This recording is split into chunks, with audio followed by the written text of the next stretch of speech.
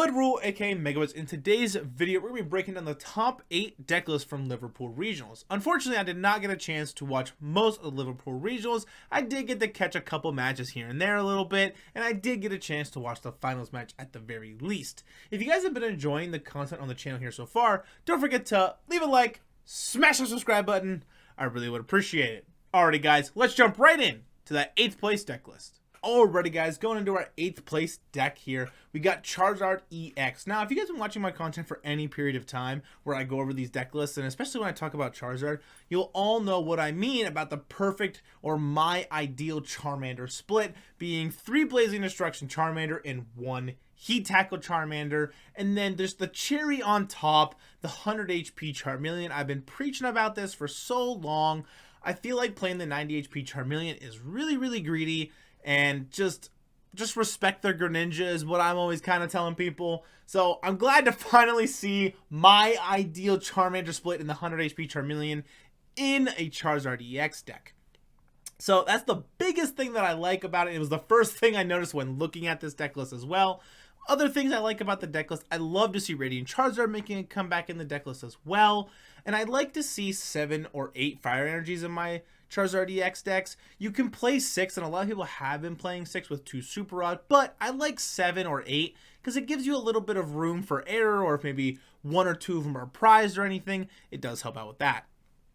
But if I were to change anything about the list, I would probably go down to 2 Iono and maybe cut the Colress and go up to 4 Arven. I'm also just a really big fan of Arvenzard. This isn't quite Arvenzard. It plays a little bit differently, and your approach to things is a little bit different as well. But I prefer Arvenzard, and I think just playing for Arven is really good, especially in Charizard, being able to find, rare candies, and being able to find your Super Rods when you need them, and being able to find Ultra Balls, and being able to find Battle VIP Pass if it's your first turn. And I just think playing Arven's one of probably the best supporters in the game right now, and I think to not play 4 of them in a deck that genuinely can't have any harm by playing 4 of them feels a little weird to me. Alright, going into our 7th place deck list here, we got Lost Tina. Now, full disclosure, this is almost my exact 60. If you cut the Avery and add in Manaphy, it's my exact 60. I like Avery, though, because if your opponent is, completely set up and they have, all 5 Pokemon on their bench, and they're, if you're playing against Gardevoir and they're like, all right, refinement, or you do all these things, and then you hit them with Avery, you put them in a position where they have to discard down to 3, so they discard 2, and you get to draw 3 cards as well, which is really nice. I think Avery's a really good, one of tech supporter in the format right now, especially because a lot of these decks want to just get completely set up and just kind of flood the bench a lot of the times. So very nicely done here. I wouldn't change really anything about the list. Lost Tina's also kind of in a position where the skeleton 56, skeleton 58 is pretty much set in stone. You can't really change a lot about Lost Tina. Sure, you can play Vinny's list, which is a little bit different, where it's just playing switch cards and stuff, which is good, but you can also play this version where it has switches, so you're able to get that Giratina V out of the active spot and things of that nature. So very nicely done here. I wouldn't really change anything about the list. If you're worried about Greninja or maybe Cresselia and Gardevoir, you could cut the Avery and go into a Manaphy, but a well-timed Avery is also really nice, so I could see it going either way. Alright guys, going into 6th place here, we got Lost Counter Box is what I've been calling this. People call it Lost Super Effective Glasses, what they've been calling it, or Lost Glasses Box.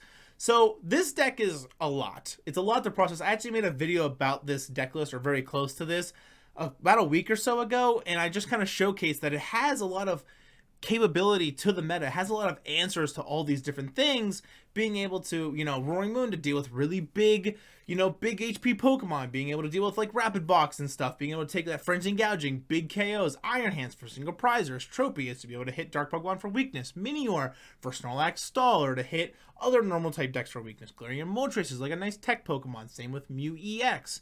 Radiant Greninja to try to attack with it, or conceal cards and try to churn through the deck. There's a lot going on with this list, and it's a lot to keep track of, and it's a lot of, proper management of every energy, every item you're playing, and it does require a lot of precision to play this deck, but when pulled off properly and played in the right hands, it truly is a really good deck The only thing that I would change about the list here is I would probably go down to like maybe 2 Super Rod and maybe even go down to like 2 Escape Rope to try to fit in 2 Water Energies if you want to keep the high Dark Energy count.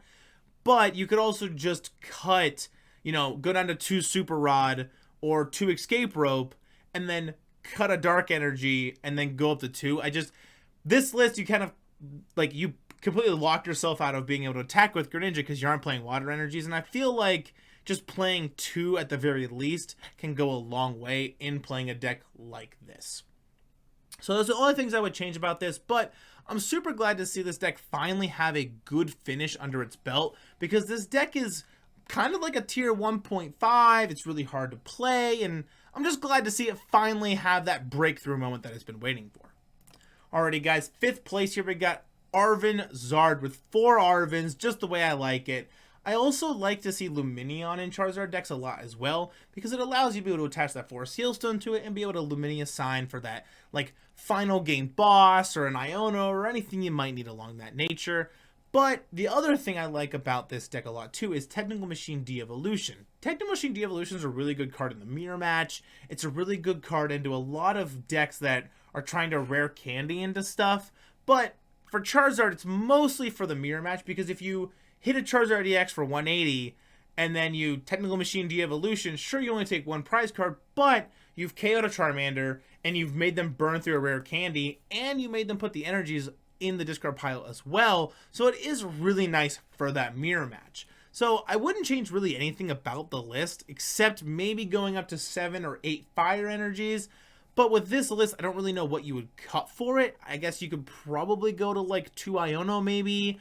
Maybe even 2 Boss, but you're kind of in a position where at that point, you also maybe just want to cut the Lumineon and just go like Rotom Forest Sealstone and just kind of leave it like that. So you could cut that as well. I wish the Charmander split was a little bit different. I still have my ideal perfect Blazing Destruction and Heat Tackle Charmander fantasy, if it were. However, the Ember Charmander makes sense for specific matchups, like things like Gardevoir. So I totally get it, and it definitely makes sense as well. Alright, jumping into our 4th place deck list here, we got Snorlax Stall. Now, Snorlax Stall has seen a couple okay performances. It's always one of those decks where you got to think about it in the back of your mind a little bit, depending on what deck you're playing. But this deck really, really thrives on playing against Charizard EX players, and it hates to see Lost Tina players, because Lost Tina's basically a loss most of the time. It's really difficult for Lost Tina to lose to Snorlax. Snorlax has a really tough time into Lost Tina, but Charizard EX has a horrible time into Snorlax, and with Charizard being one of the most popular decks, as long as you can dodge Tina, Snorlax Stall is pretty good in the meta, honestly, and you have a lot of really good answers to a lot of things, being able to always be behind on prize cards, so all your counter catchers are online pretty early on in the game, and then you have Misfortune Sisters, and then you're able to like Pidgeot V and kind of pull off that infinite loop so you never deck yourself. I love Cross Receiver in Snorlax Stall. I think it's a really, really great card, especially just in Snorlax Stall, and I'd like to see Pokestop in Snorlax Stall as well.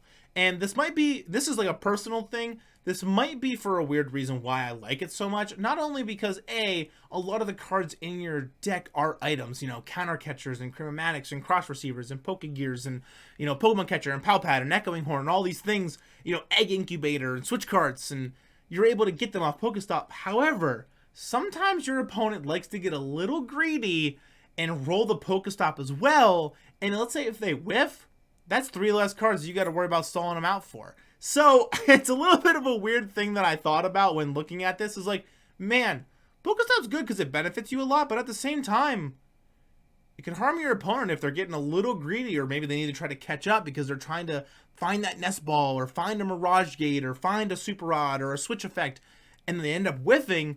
That's just 3 less cards you got to worry about. And it was just a funny thought that I had.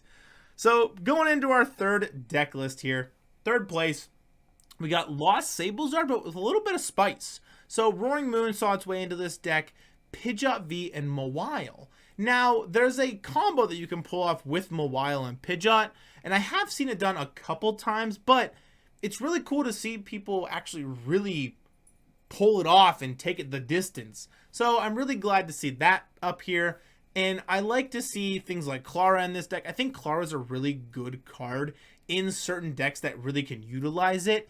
Clara's just being able to put 2 Pokemon into your hand and 2 energies as well can be really useful, and especially when you're playing a deck like Lost Sablezard, where you're actually trying to attack with Radiant Charizard earlier than its Excited Heart ability would trigger off of. So, you know, sometimes you're attacking with Radiant Charizard even though your opponent has only taken 2 prize cards. So being able to pull that off is really nice. And I'm really glad to see Lost Sablezard being played in a couple different ways now and coming back. Lost Sablezard is a Lost Zone deck that I haven't quite tried out yet, and I really want to get around to trying it out, and I think this might be one of those lists that I'm just going to put in the TCG Live and just try it out and see. As far as what I would change about the list, I don't think I would change anything really, mostly because same with the Snorlax Stall list as well. I don't have a lot of knowledge on this, so I don't know if I would change it. I would kind of just slap this into TCG Live and let it rip.